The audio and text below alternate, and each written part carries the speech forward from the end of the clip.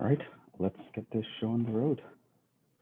Hello, everyone. Hope you're well. Welcome to another edition of Math 1203. Hope you had a good Easter weekend.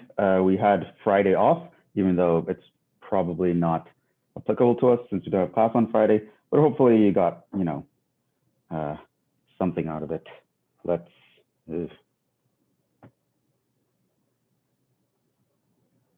this is strange. Oh,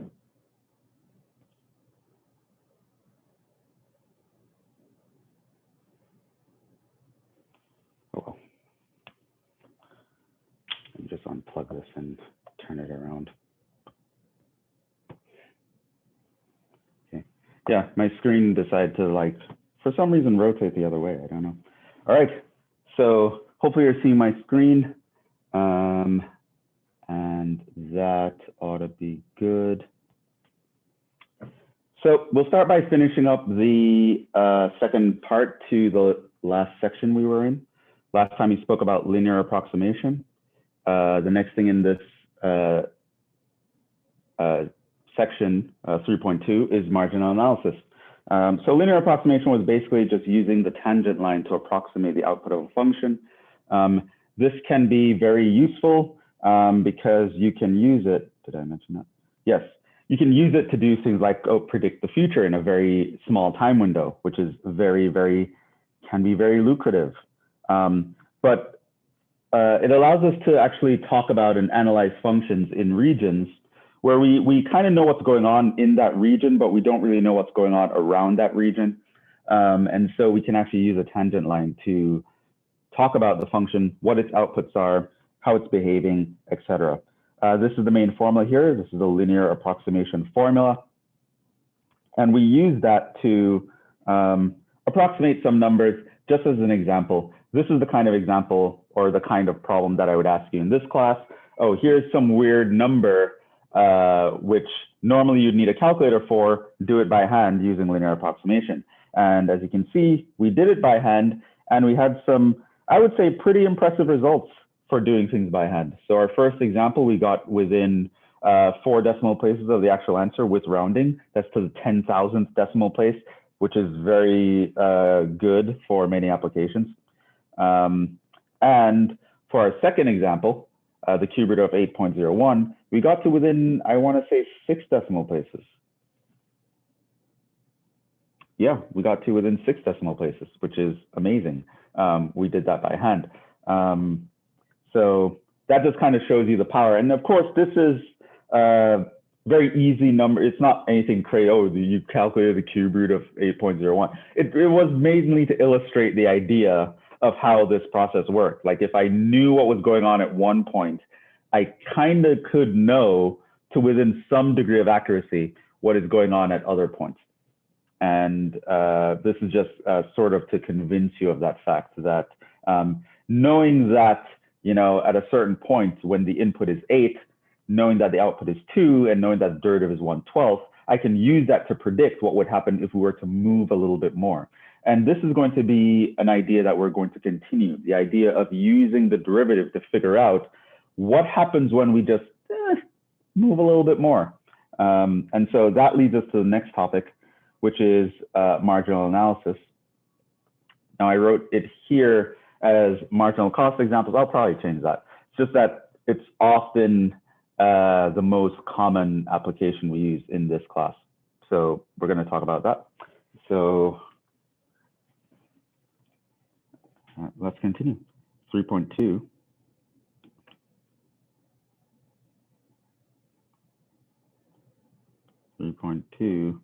Continued. We're going to talk about marginal analysis.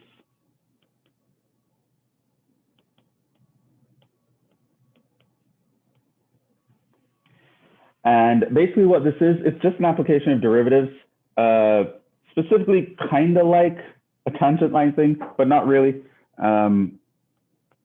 Application of derivatives.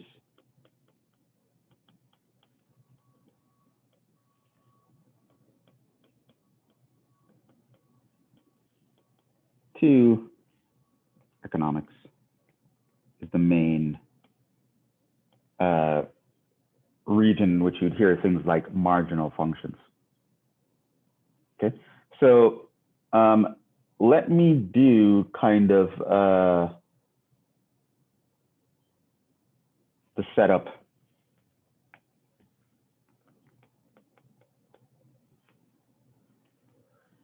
Oh.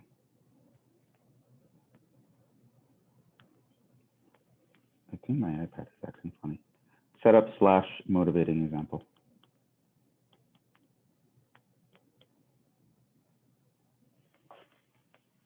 Maybe I'm kind of writing at a weird angle. I don't know. I don't know with this thing.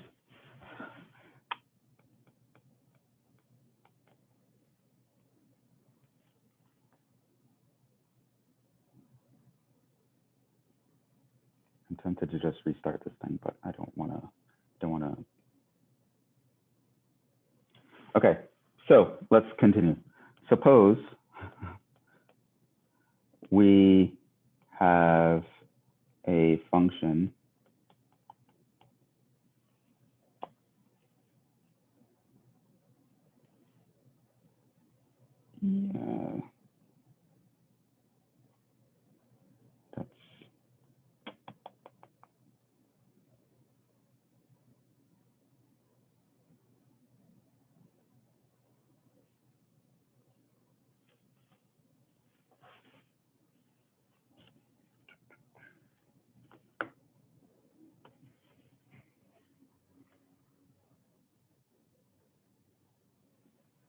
that's kind of annoying. Just don't like how you're acting, iPad.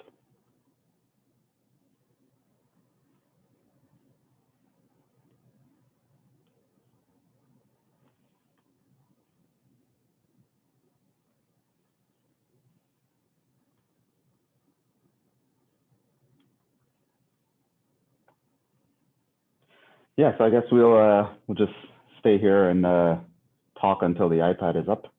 And okay, I don't know. I don't know. What do you guys want to talk about? We have like a minute. It's already started.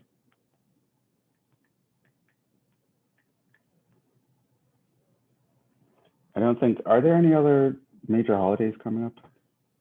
I don't know. Okay. Boom. Boom. Okay.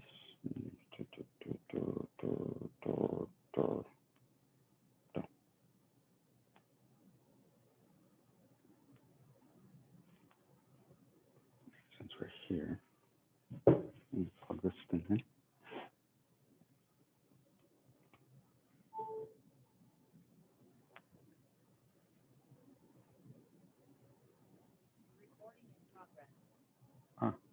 And we are back.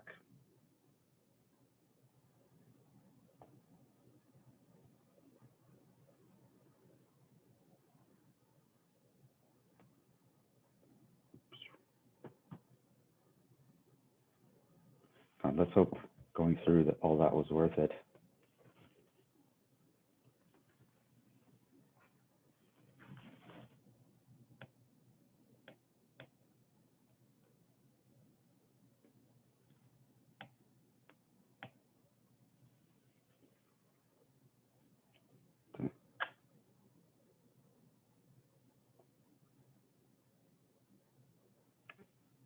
Okay, repair. All right, let's get this show on the road.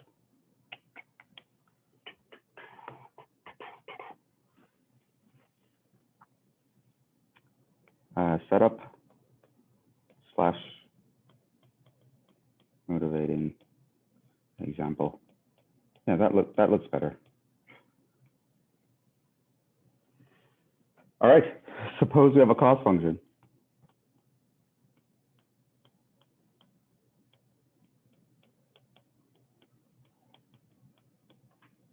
We'd call it C of X.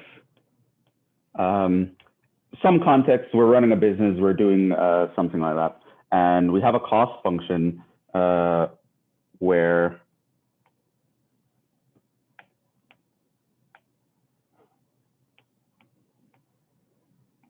C of X equals the cost to produce X items. Okay. So I have some cost function. Note, C prime of X is going to be, well, we know what that is, the limit as H approaches 0 of C of X plus H minus C of X all over H, right? And what this means is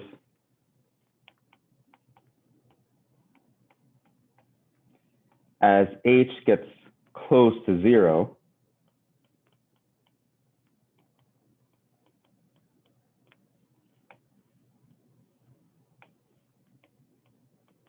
we have the following relationship. Your derivative, the C prime, is going to be approximately, right? So whatever the value of the tangent line is, the closer H gets to 0, the closer that approximation will start to match the average rate of change. So the instantaneous rate of change and the average rate of change, they sort of become the same thing when you start closing the window. This was the whole thing of how we decided to invent the equation for the slope of the formula for the slope of the tangent line. We start with an average rate of change connecting 2 points, and we squeeze those points together so they kind of behave like 1 point. It's really just closing the time window. If you find the average rate of change over a much smaller time span, it's kind of like you're finding the instantaneous rate of change. You get that tangent line thing. And so we kind of know that this is almost that when your H is very, very small, when it gets close to 0.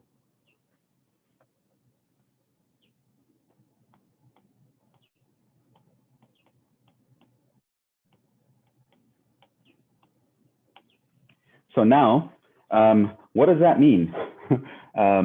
In many economic contexts,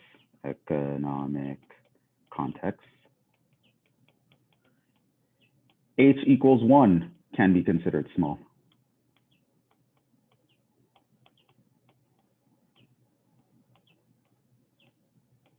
Sometimes in economic context, H equals 1,000 can be considered small, but 1 is usually what we stick to here. And so we can say by the above,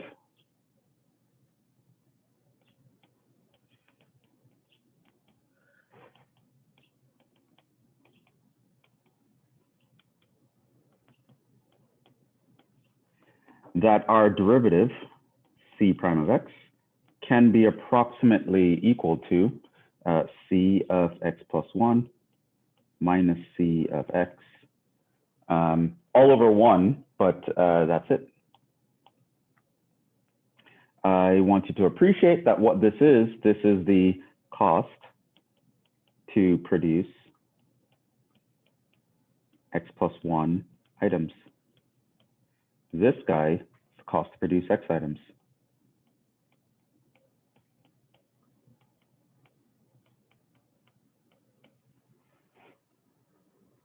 Okay. And that's like basically it. We just took the equation of the formula for the equation of a tangent, the slope of a tangent line, the derivative, and we say, well, if H is small, then the left side and the right side, they're almost the same. We saw this with linear approximation, right?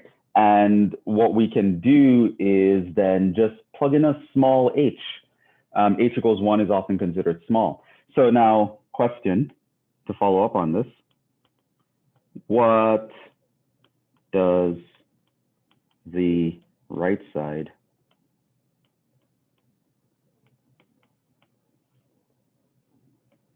above represent?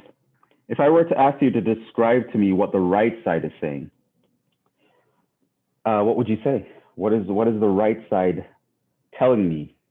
If I take C of X plus 1 and I subtract C of X,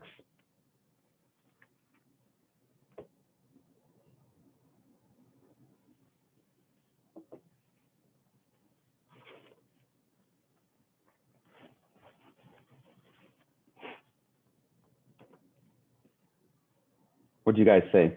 What is that expression? What would that calculate? If I took C of X plus 1 and subtract C of X. Isn't it just the price of one? You mean the cost of one? Yeah, sorry, the cost of one. Not exactly. I mean, the cost of one would be C of one, right? So C of one would be the cost to produce one. I mean, are you saying that C of X plus one minus C of X are always the same?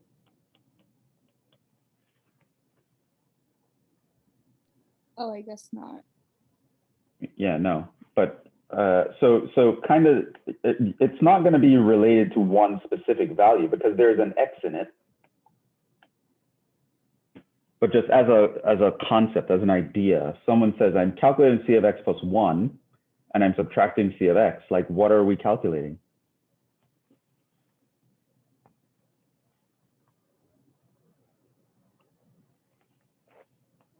It is one. I mean, you could think of it as the cost of one, but which one, right? When you say C of one, that's like the first product. I mean, is this always calculating the cost of the first product? Right? Well, the answer is no. But it is calculating the cost of one product, one particular product. So the answer is C of X plus 1 minus C of X is the cost to produce one additional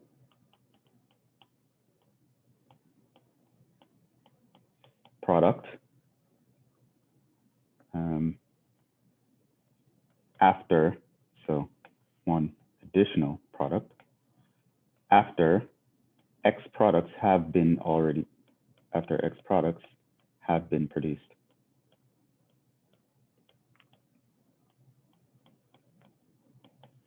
So the idea is like, okay, we've made 1,000 products. What would it cost us to make 1,001 products, right? Like, oh, we made 1,000,000 products. What would it cost us to make 1,000,001 products, right? That's what they're taught. What additional cost, right? And or more specifically, I should say, it's the additional cost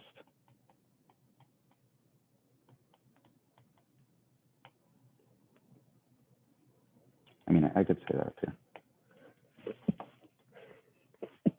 Ooh.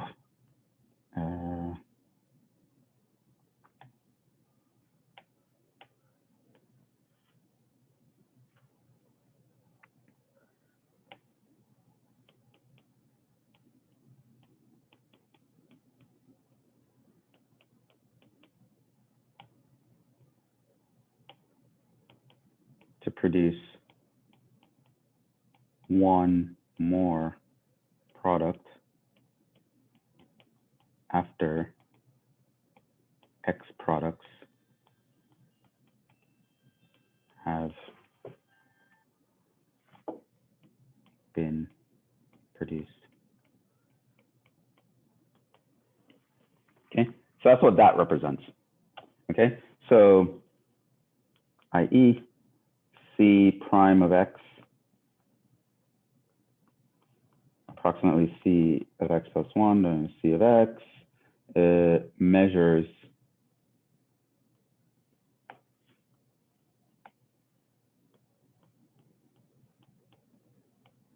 production cost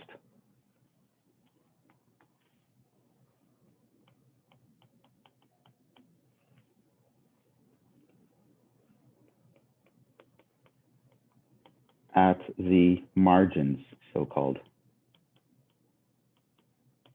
Right, so we're at the edge of production, right? We've made 1,000,000 products, right? And we're at capacity, right? Like, what is it going to cost me to get like one more product? Is it worth making one more? Is the question that we want to do. Is it worth keep going? This is going to be a question that we want to be able to answer. Okay, and so hence C prime of X is called the marginal cost function. It's the function that can describe to us what's going on at the margins. It's the function that when we are at a certain point, if you want to figure out, if you want to just move a little bit beyond that point, where would we be? And we saw that idea when we were dealing with tangent lines last time, right? So if we were to just go a little bit to the right, you usually never go back to the left in this context because that would be the past. You already know what happens. But in a business context, you want to be able to predict the future, right? So you want to be able to know, if I were to push production a little bit more, roughly what would my costs look like? And so it turns out that the derivative is actually pretty good for that. And it can help us to make predictions of this type. And whenever you do that, whenever you use the derivative in this way, it's called the marginal function. So let's actually say that in general. We can apply this in general. So given, say, f of x, right? And that is some function, then f prime of x is its marginal function.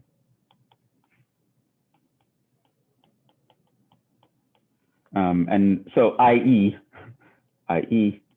marginal function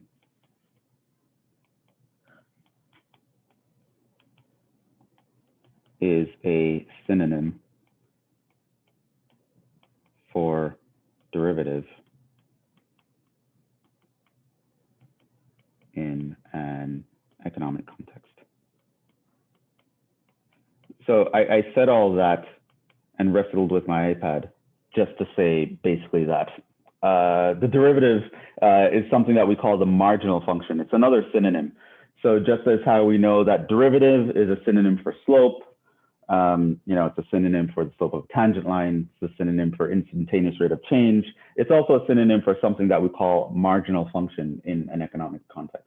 So marginal function just really means the derivative. And you can always take it to mean this, particularly when you're in an economic context. So for example, if c of x is my cost function, then c prime of x is the marginal cost function.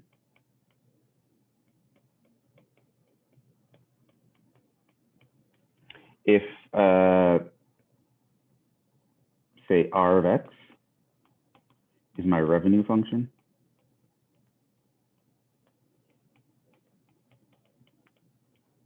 then r prime is the marginal revenue.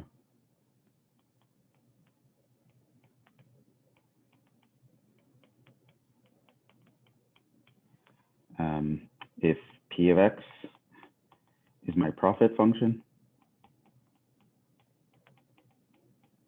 then p prime is the marginal profit.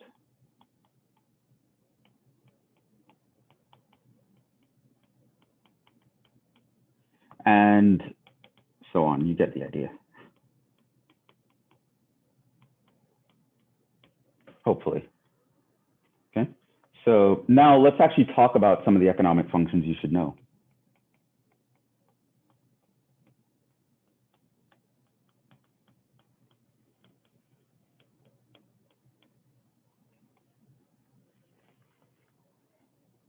Okay. So yes, we introduced c of x, which is the cost function. This one is pretty much always given.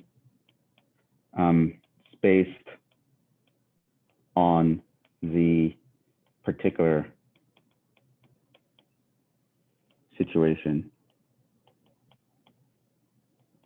in practice. Right?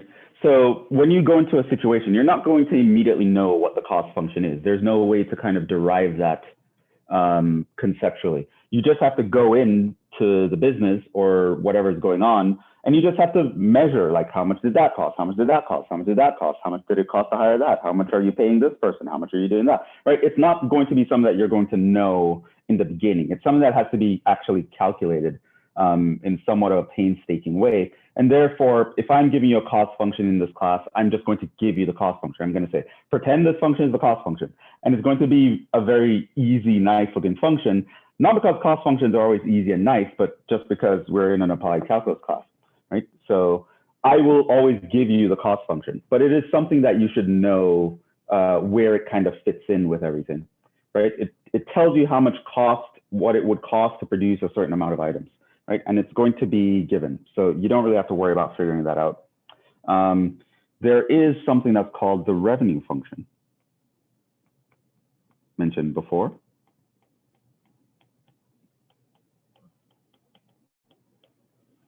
Okay. Now, typically,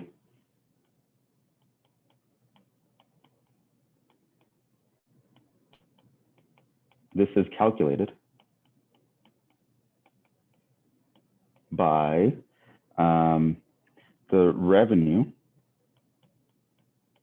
equals, well, it's going to be the number of items sold times the price per item.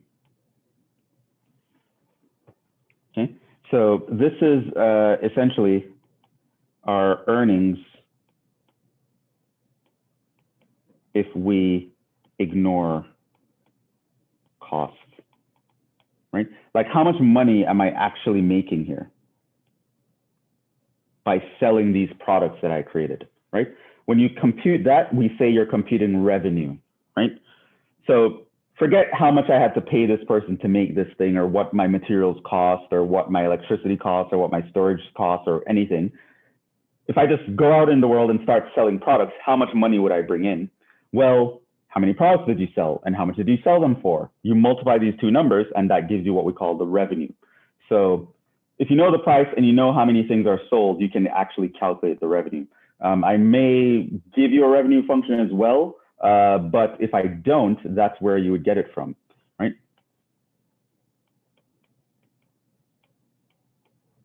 This may also be given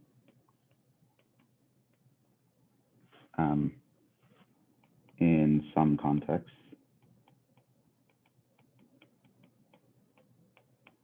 But if not, use the above. So that's revenue. It's pretty much how much money we make if we ignore all the things that kind of take away money from us. Okay. So now, obviously, if we make a lot of money, but we lose a lot of money due to cost, that's not necessarily something that would put us in a good position. It's possible that it's costing us more than we're actually making to produce some sort of product. We do not want this. Therefore, we will invent a function that will track that difference, right? So P of X, very commonly in this context, I will use to call it the profit function. Okay. Now, this one is often not given. This one is given by P of X equals revenue minus cost.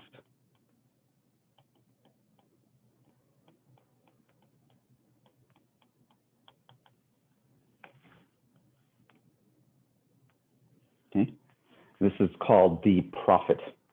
Okay, so this is our earnings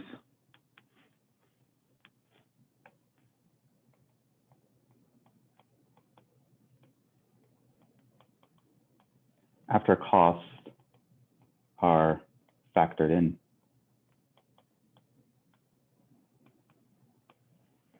Okay, how much money did we make? How much did it cost us to make that? Did we actually make money? When you're talking about whether you actually made money, like you actually came out of this ahead of the game, ahead of where you were, we talk about your computing profit. Okay, there are also functions called like D, sometimes called P. This is called the demand function.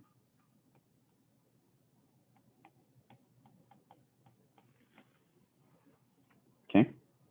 And this one is a little bit more conceptual.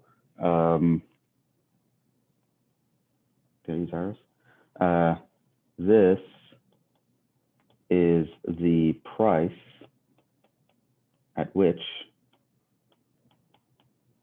consumers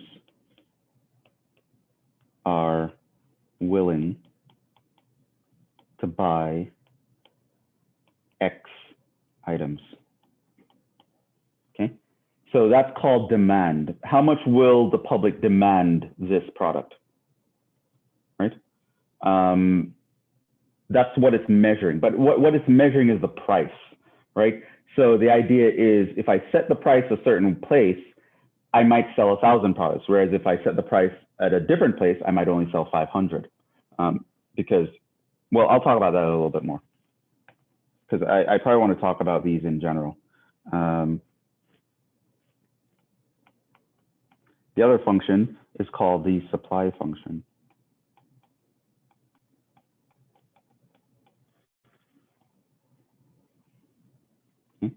Now that is somewhat different. It's very similar to the price at which we can sell X items, but this is from the producer side, not the consumer side.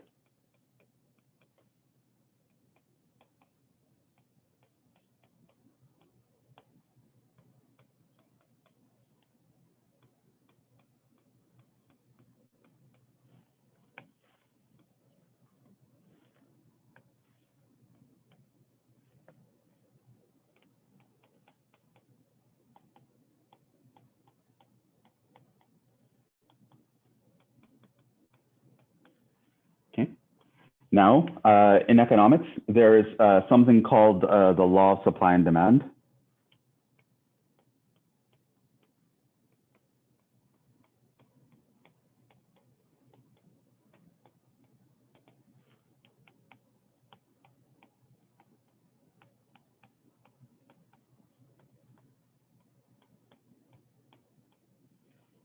Which says a bunch of stuff, but essentially it says demand is a decreasing function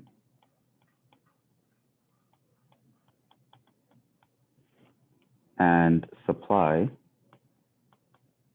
is an increasing function.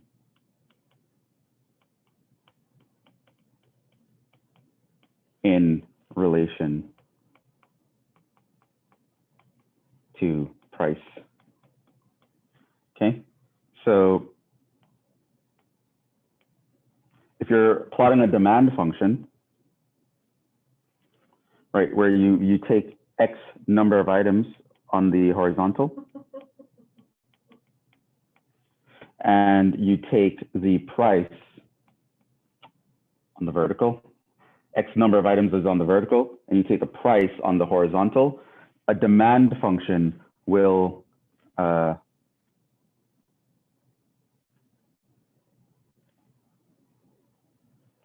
decrease. Start to put some colors in here.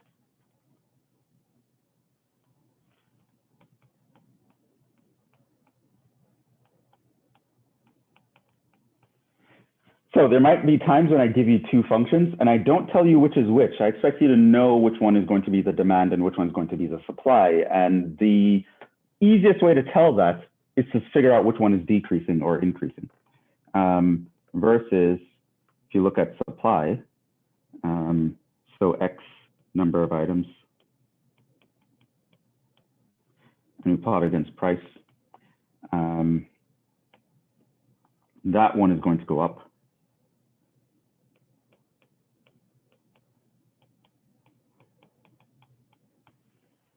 Okay.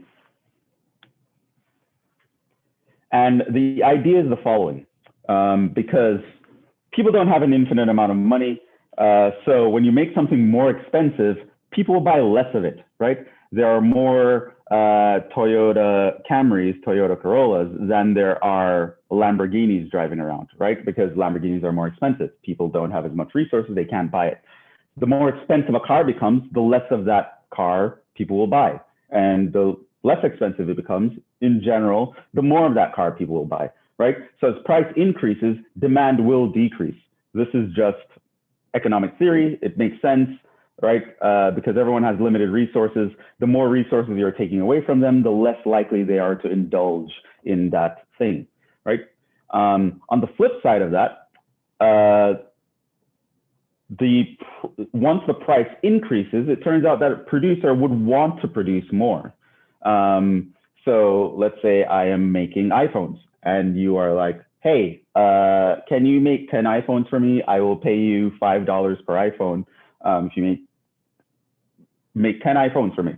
I'm going to be like, well, you know, I kind of had this thing to do next week. I have to like take the in-laws to the doctor. And I kind of busy. I'm going to be, is this for, you make of it. Okay, I'll give you $1,000 per iPhone. You know what? I can make 2,000 of those things for you next week, right? Because now you have an incentive, right? So once the price increases, me as the producer, I'm going to want to make more because I can make a lot more money, right? For every item I produce, I'm making a lot of money, relatively speaking, right? So as price increases, the producer is willing to produce more. However, these two things don't happen in a vacuum. They actually depend on each other.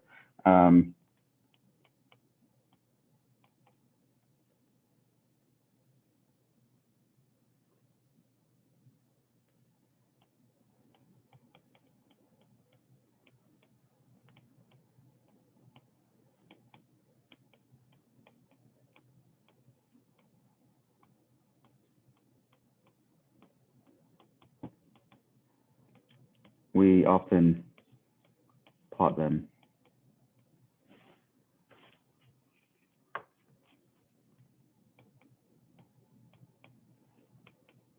on the same axes.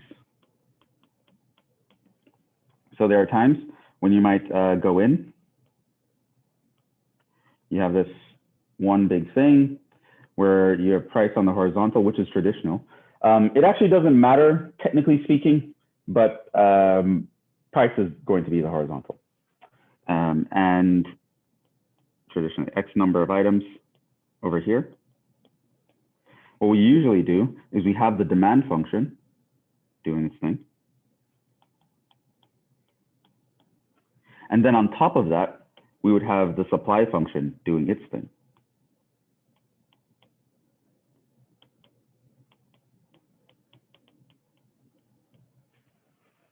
Okay. Now, notice that there are some things that can happen here. If you look from here back, you'll notice that what's happening is that the demand is greater than the supply, right? So producers are willing to produce like this much money, this many products. Consumers want this many products. There are more consumers in the market than there are actually products. Over here, there is scarcity, right? So what's going to happen is, if there are so many people demanding this product, then I'm going to raise the price, right? I'm going to move it up. And so less people demand the product, and I can satisfy all the customers. Scarcity isn't great. It doesn't make people happy to want something and not be able to get it. However, on the flip side of that, over here, it can also get out of whack because on this side, you have more products than people are willing to buy it. So I would be a producer producing a bunch of products and they'd all just kind of stay on the shelf. Like, what is the point of that? This is called surplus. And it's also not too great. It's not a desirable condition for the supplier, especially. The demand is satisfied. Everyone can get what they want, but it's not great for the supplier. On the left side, it's not great for the consumer because a lot of people will want stuff and they won't be able to get it. Think like exercise equipment at the beginning of lockdown. I bought my own kind of home gym and stuff. I got in early. I got lucky. I wanted to buy some more stuff, but by the time I went back, it was like everything was sold out. Or the price, like economic theory right there, started going way up. Like people were selling like 45-pound plates for like, I want $500 for it. Like, get out of here. Okay, now there's a sweet spot, this spot, where the stars aligned and hey, we have just enough products to satisfy everyone and everyone's buying all the products. Nothing is going to waste and everyone is satisfied. This is called the equilibrium, market equilibrium, right? It's where the supply function meets the demand function. This is kind of the perfect situation, and it's always the situation that we try to get, right? So the equilibrium price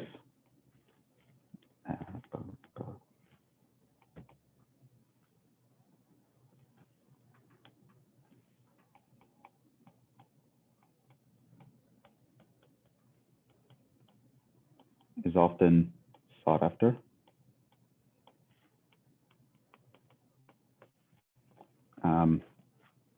Because since market equilibrium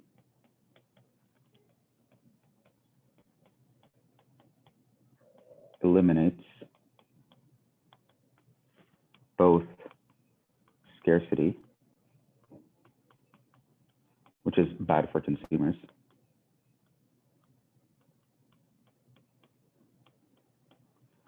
and surplus,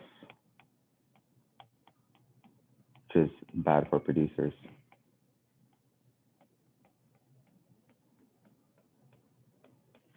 Right. So you don't want to have a bunch of products that no one's buying because, you know, that's not great. You're going to have to be paying for storage. You're going to hire a lot of people, had a lot of costs go into it, and then no one's buying it. It's not worth it at the end of the day. So now, what's what I want to say? So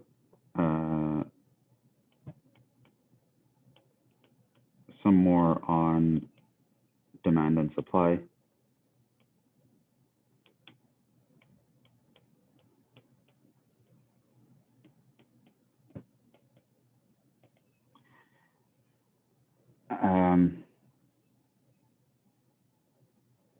These are both usually given in a class like this also.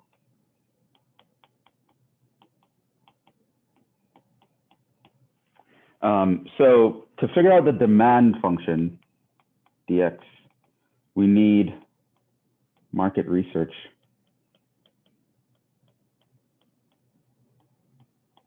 And price research to come up with this. Lots of steps, right? You guys aren't going to have any time to do that, right? So how companies usually figure this out, what demand would be, is that they would actually sell the same product in many different locations at different price ranges. They can sell it in similar regions demographically, but for different prices. And then they just kind of track it statistically. How many did they buy in this region? How many did they buy in that region? And they try to control as much as possible for other external effects that might affect that. Maybe this region had more competition or that one didn't, right? So they kind of vary the price and see how much they sell on average, right? So that's not something you're going to figure out off the top of your head on a random example. So I'm usually going to give you the demand function as well. The supply function, well, that depends on the producer.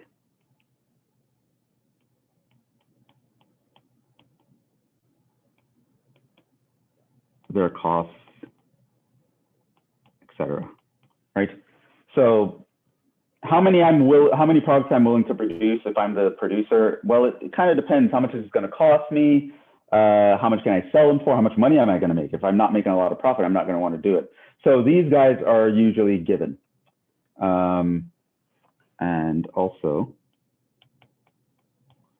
to rewrite an old formula.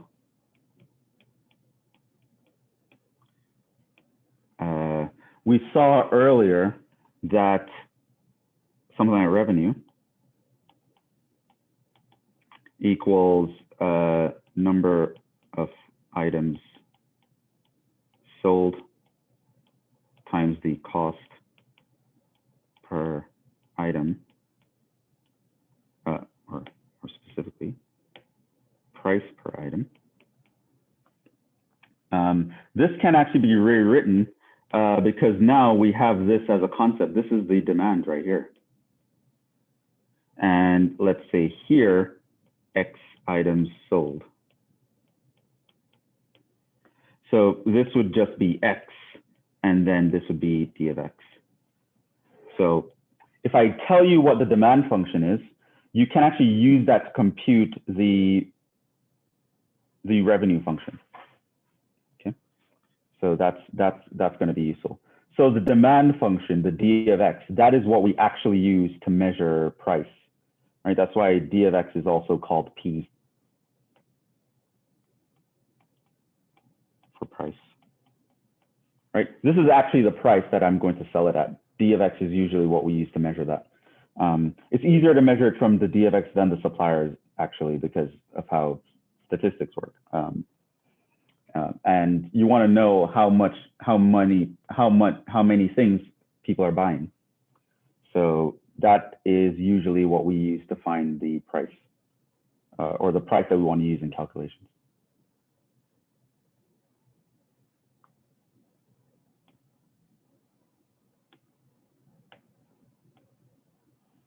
Okay, so we're going to do some examples, but now back.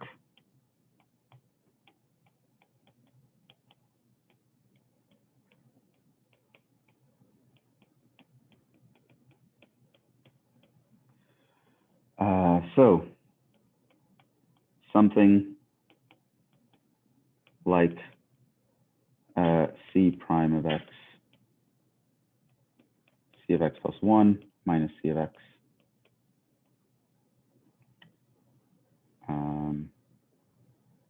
Allows us to use C prime of X to approximate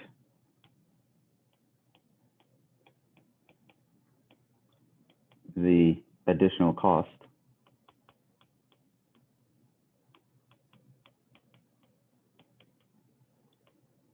at the margin of production.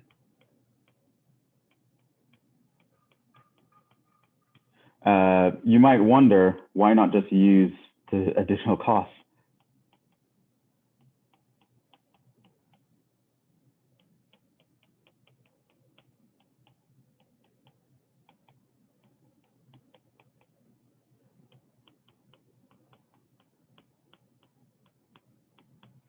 Well, there are two reasons,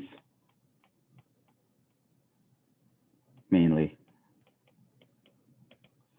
One is C of X might actually be complicated.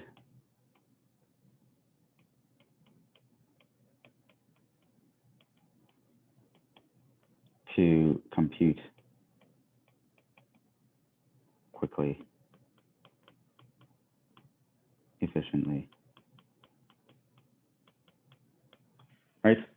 So it's not always easy to say what your costs would be, right? So you push for another product, maybe you have to hire additional employees, then you have to get fringe benefits, insurance, you have to worry about labor laws. Okay, is my facility big enough to hold this many people? I have to worry about, fire codes and stuff like that. It can get complicated.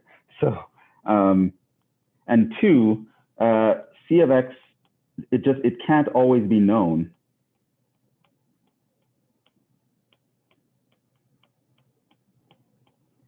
We may want to project into the future.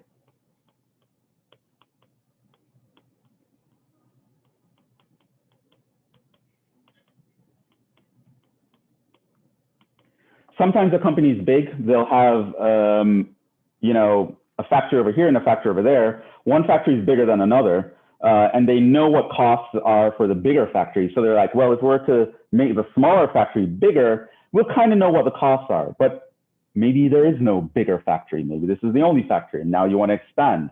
What is going to happen when we try to expand? Well, we don't know. We have no example of it. So this helps us in projection, much like how I was talking about last time with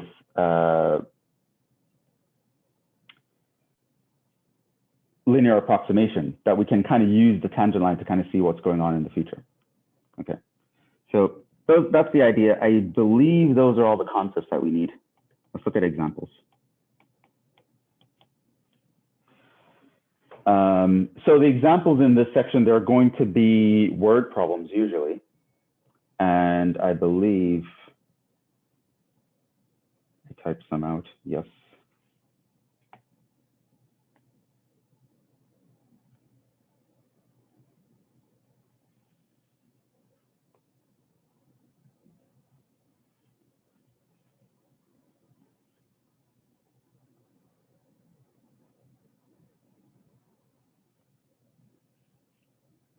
Here we go. So this is very typical of what is going. A very typical kind of question. Well, these two are typical. The second one probably more so than the first. So here is the question. Suppose the cost of producing X, go in the dark box or shorts, is this function, right? Very simple function. It is a polynomial, not because cost functions are always simple, but we're in applied calculus. What are you going to do? What is the additional cost incurred to raise the production level from 10 to 11, right?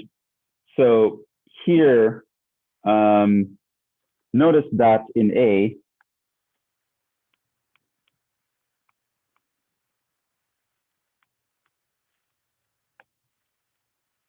we were not asked to approximate. It's very important that you recognize that. Hopefully you already realize that in math class it's very important to like pay close attention to the phrasing that is used. So we're not asked to approximate. So what I would do here is I would actually figure it out by saying, well, I want to know C of 11 minus C of 10, right? That's going to give me the additional cost to go from 10 to 11, okay? So that is going to be, well, 2 times 11 squared plus 3 times 11 minus 2 times 10 squared plus 3 times 10.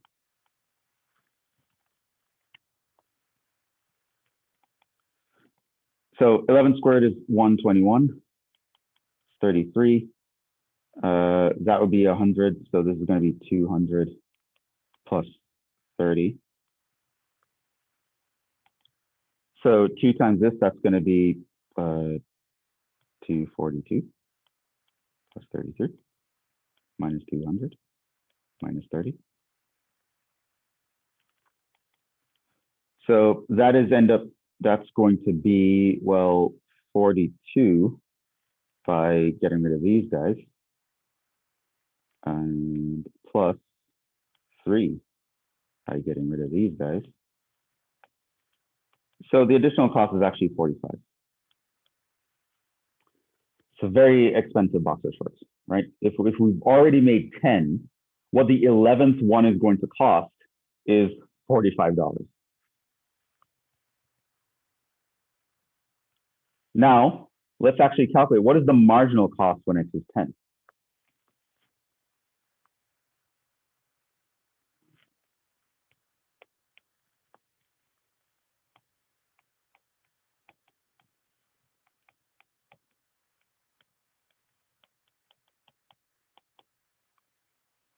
Well, this is going to be just the prime of 10, right? And that's what we want.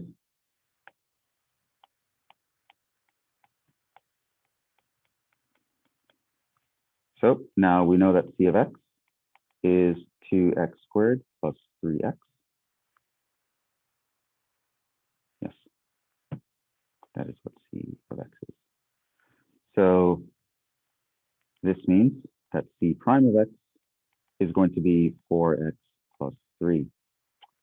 And so now this would mean that c prime of 10 is 4 times 10 plus 3. In other words, that's 43, right? So the actual change in the cost was 45. Using the derivative, we got 43. And for various reasons,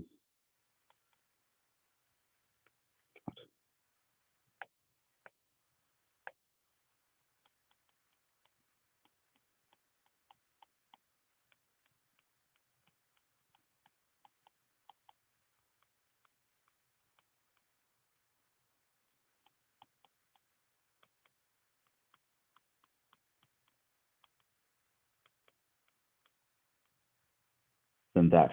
That's the idea. But the idea is also, but we're close.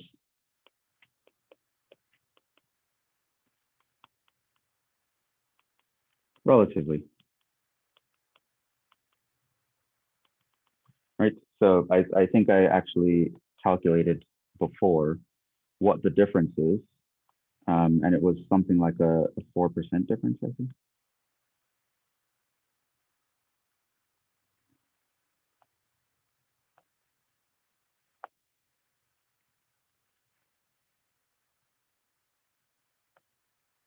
Yeah, there is about 4%, right?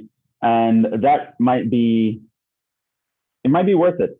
Sometimes it's more important to make decisions quickly than to make the perfect decision. That's true in life, that's true in business. If you can make an okay decision quickly, it often trumps a perfect decision that takes longer. So there are times when being able to project with a tangent line and get an estimate is going to be nicer than actually going in and figuring out what the additional cost would be. And you'd save a lot of time. You'd be able to make a decision a lot quicker, right? Someone comes to you and says, we produced this many products, and we're done for the workday, but we still have a few hours. Should we can keep going? And you, as the manager, you'd want to be able to answer quickly. Oh yeah, keep going. Or no, it's fine. Just give them the rest of the day off, right?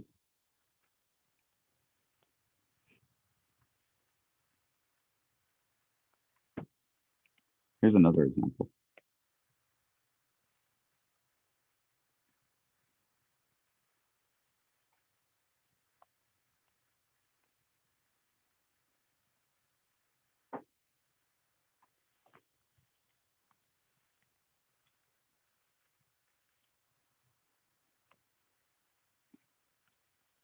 Now, this is a very nice example. I think it's a very typical test question.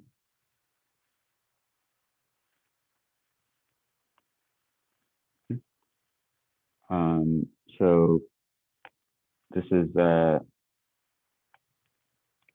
nice test quiz question. Nice as in it's probably the kind of question that I would ask you to do. So let's actually go through it. Suppose a demand function is that, right? So we know that d of x equals p equals 25 over rad x. Okay. What is the marginal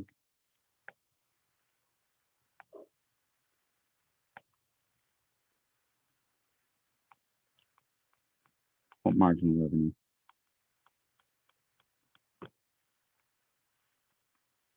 Okay, go. How do we find the marginal revenue?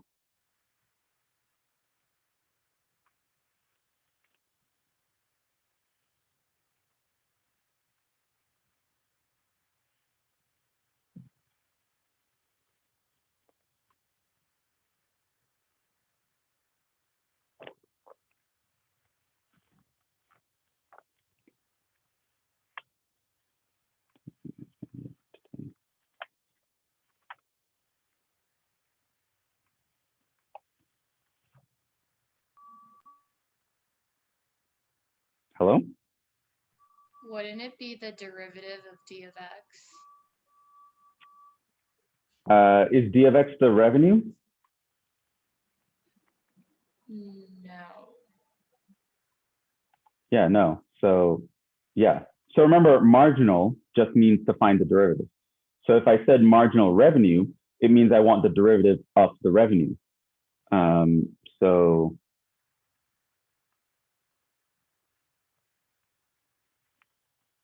yeah, how do I, so to find the marginal revenue, I first need to find the revenue. How do I find the revenue?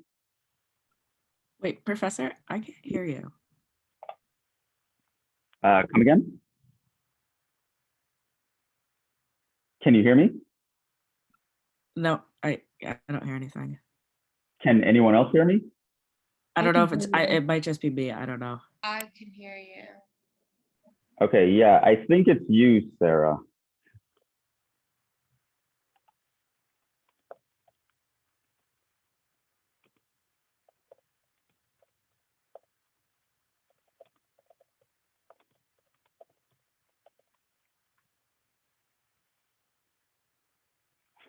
Others.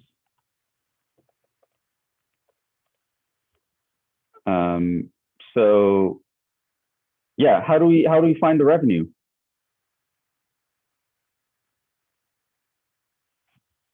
Remember, what is demand?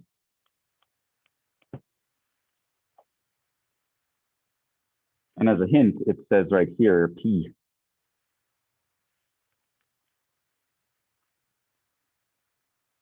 What is this function actually telling us?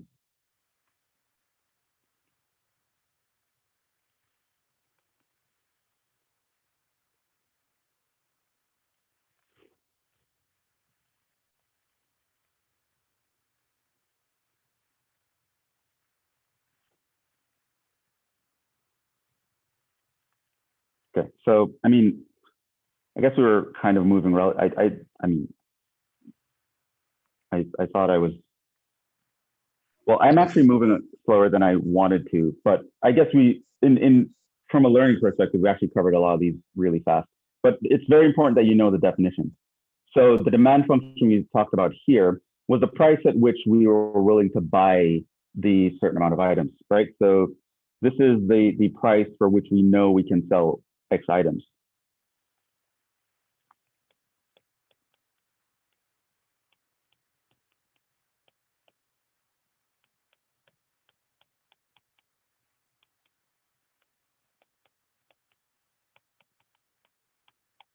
So if I know that function, how would I get to revenue? Isn't revenue going to be the price multiplied by the amount of items sold? Right. So that was, I think I said that here. Yeah, revenue equals X times D, right? So these are things you'll need to know.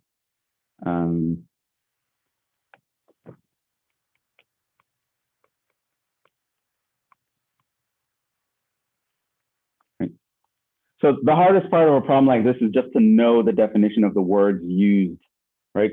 So when it says demand, it says supply, it says revenue, it says profit, you just need to know what those things are. The calculations themselves aren't going to be that difficult, right? So this means that our revenue function is X times D. This is going to be X times 25 over rad X. And so this is just going to be, well, 25 rad X.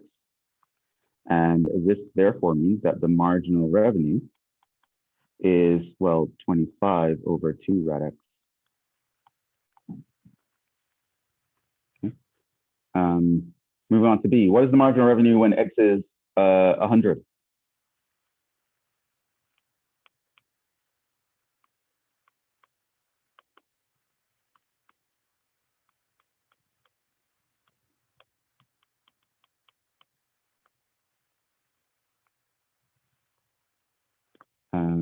So here I would just simply compute the marginal revenue when X equals 100, right? So that's going to be 25 over 2 times radical 100. That's 25 over 20, which is going to be like 5 over 4. right? It's $1.25, something like that. Yeah, interpret that number.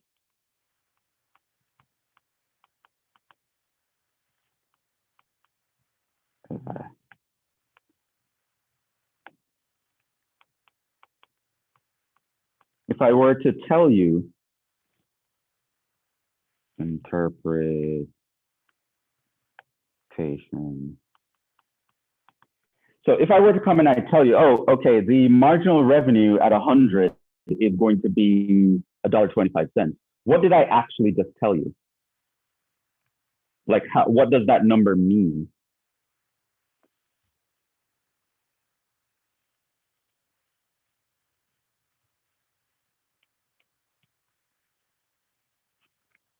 Would that be for like every additional unit produced, your revenue will increase $1.25? Well, you can't really say every additional, but we can say one more additional. Yeah, you know what I'm saying? An Just at the mark. additional, unit. Right. Yeah, You can't project very far into the future, but we can project very close into the future. Usually one more. Interpretation is that to produce the 101st item, we would gain $1.25 in revenue. Additional revenue. That's how you would interpret that number. C. The cost function is this, x squared plus 2x. What is the marginal profit function? So here I'm talking about the cost function is x squared plus 2x. And I want the marginal profit.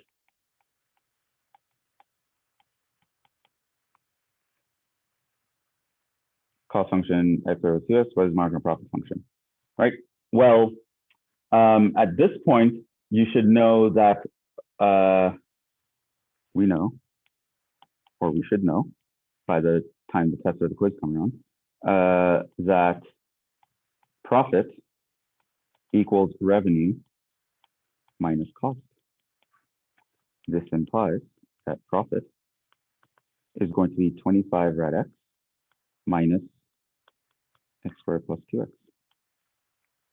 Because that was our revenue, 25 rad x. So this means that our marginal profit, which is just another name for the derivative, is going to be 25 over 2 rad x minus 2x minus 2.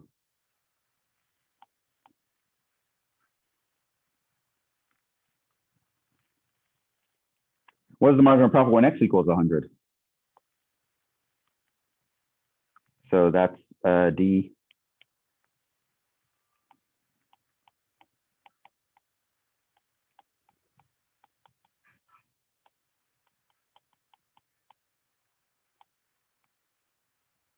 Well, this is just going to be P of 100. It's going to be 25 over 2 rad 100 minus 2 times 100 minus 2. So this is going to be 125 minus 202. So that's going to be, what, 275?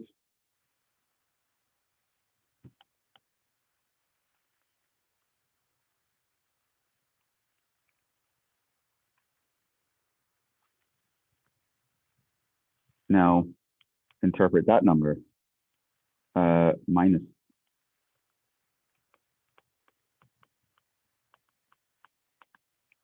Right, so the second part, I believe, was interpret this number.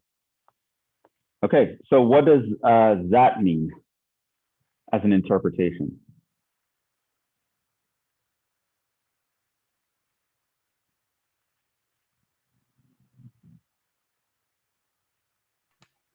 Would it be that the profit to make 100 would actually make us lose $275?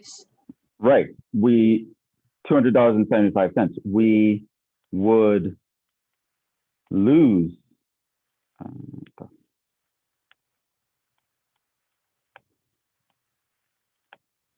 $200.75 by producing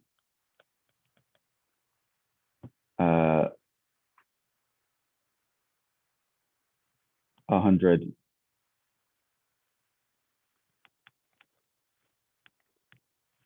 by producing one more item after 100 have been produced.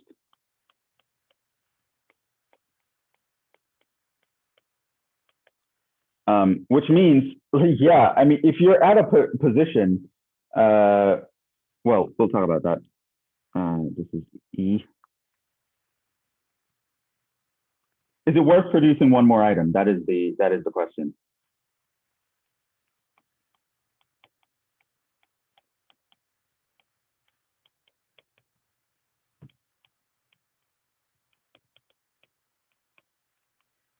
Okay. Wouldn't it be no? No, right? Like obviously, no. We'd lose money, right? Now, do I know for sure that we'd lose money? No, but I mean, we're predicting that we would lose money using the derivative. And in fact, we'd lose a lot, by the way. So we probably should have stopped a lot. We probably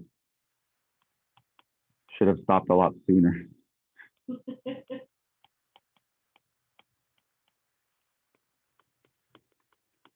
Right. I mean, if you're at a position where one more thing is going to gain you $1.25, but then it's also going to cause you to lose 200, you've gone too far. We probably should have stopped production a while ago. But yeah, it's here we would actually lose money. I mean, clearly the answer is no if we're in business to make money, which is what most people go into business for. So yeah, that's a typical question. Other kinds of questions would be sometimes I can give you a demand and supply function and ask you to find the equilibrium price, things of that sort. Ask you to find the marginal revenue at the equilibrium price. But that's kind of just putting algebra on top of this, where you just set up a simultaneous equation, solve for the common x value, and then use that x value in your calculation. So I guess I'll mention that.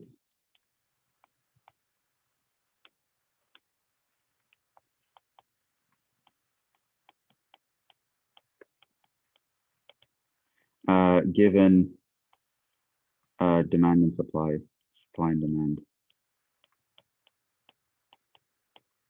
compute equilibrium price. And the trick is, of course, set up simultaneous equations.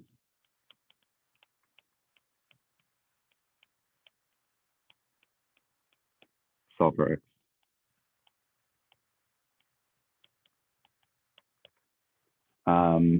And then I might ask you to use that to do something else.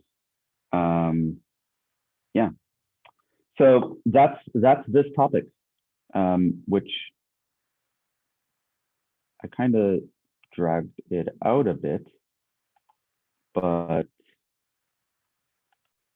I think we are okay. So we're going to stop here. Next time we will start with doing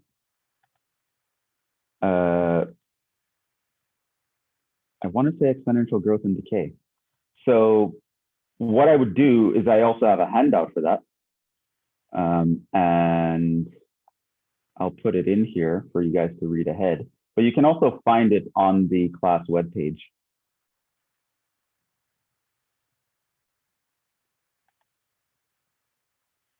That might be something you guys want to do, but I'll put it in here.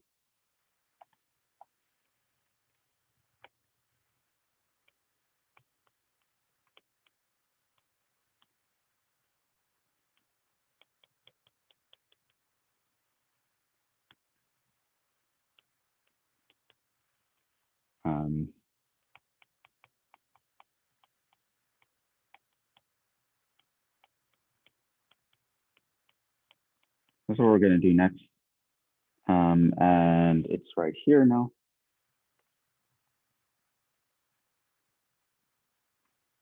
Delete. Space.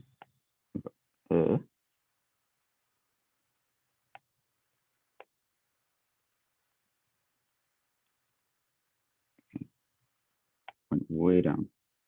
And way down we go. Okay. So this handout is on the class webpage, but I'll just paste it here in the notes as well for you guys to read. And yeah, we'll pick up with that on Thursday. Let's see here. And I think this is the last topic in chapter 3, by the way.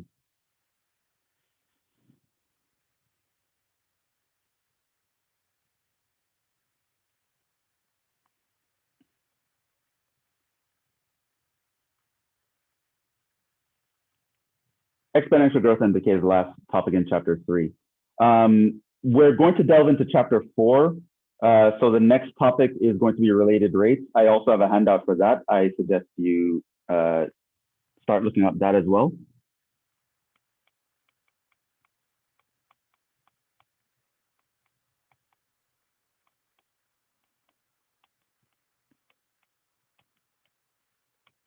These are going to be word problems. So you do want to kind of know the definitions. I'll go over them, but reading ahead and kind of learning the definitions, handouts on class webpage.